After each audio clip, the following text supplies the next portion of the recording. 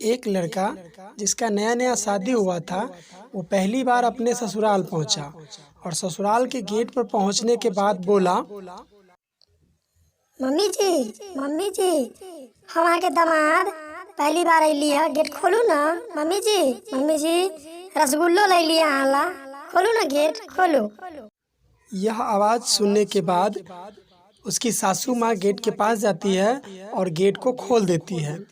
जब गेट खुल जाता है तो उसके दामाद गेट से अंदर आ जाते हैं। दामाद अपने सास को के लिए जो मिठाई लाया है, वो मिठाई वो अपने सासू माँ को दे देते हैं और कहते हैं, लीजिए माँ जी, आप यह रसगुल्ला खाइएगा, मोटे हो जाइएगा। 3 पौवा रसगुल्ला है। मम्मी 1 किलो का पैसा दी थी, लेकिन क्या करे, शिखर खाने के आदी है तो कुछ पैसा का शिखर खा के जिसके वजह से रसगुल्ला वाला 3 पौवा दिया है। रसगुल्ला लेने के बाद सास बोलती है, हाँ दामाद जी पहली बार आए हैं, आइए आइए बैठिए, नाश्ता पानी कर लीजिए। और वह नाश्ता के लिए बैठ जाता है। उसकी सासू माँ उसको खाना दे देती है और वो खाने लगता है। खाना उसको इतना प्यारा लगता है कि वो सोचने लगता है कि कितना मस्त खाना बनाती है हमारी सासू माँ।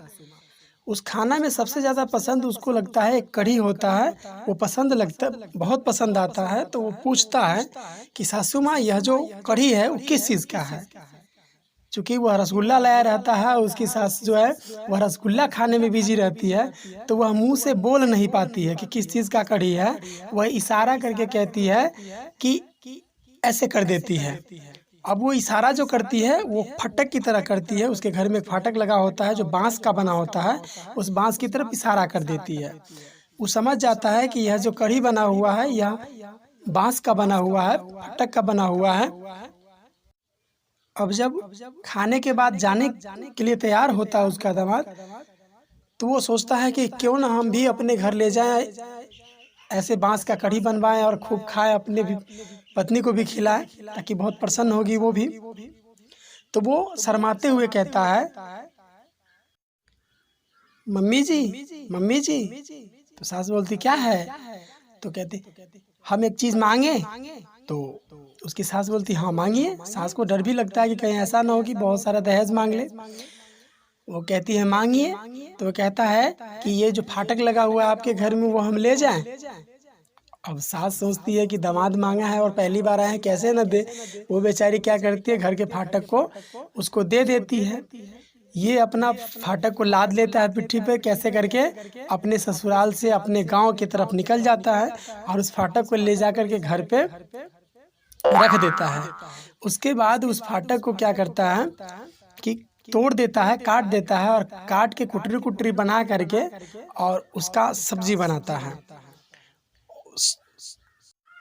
उस फाटक की कुटरी कुटरी काट करके और वह कढ़ी बनाने के लिए अपनी बीवी को कहता है।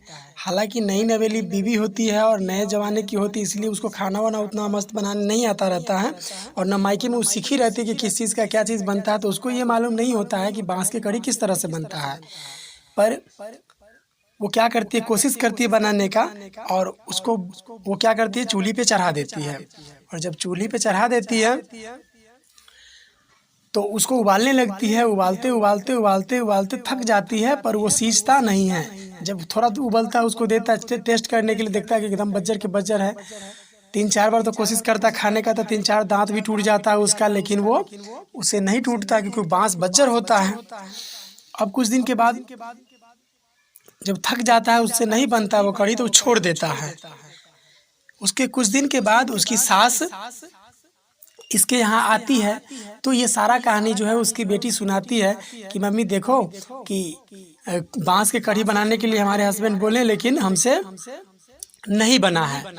तो उसकी मम्मी पूछती है कि कैसे बनाते हो? तो मैं बांस के जो वहाँ से फटक लाए थे, उसी फटक के काट करके उसका कढ़ी बनाते हैं, लेकिन बनता नहीं है। वो जोर जोर से उसकी सास हंसने लगती है और कहती है कि अरे बेवकूफ़, बांस का कढ़ी थोड़ी ना होता है, बांस का जो कोपर होता है, नया नया कोपर जो निकलता है मुलायम सा, उसका कढ़ी होता है। और तुम पके हुए बांस का, सूखे हुए बांस का कढ़ी बनाते तो कैसे बनेगा, बेवकूफ़ कहीं के।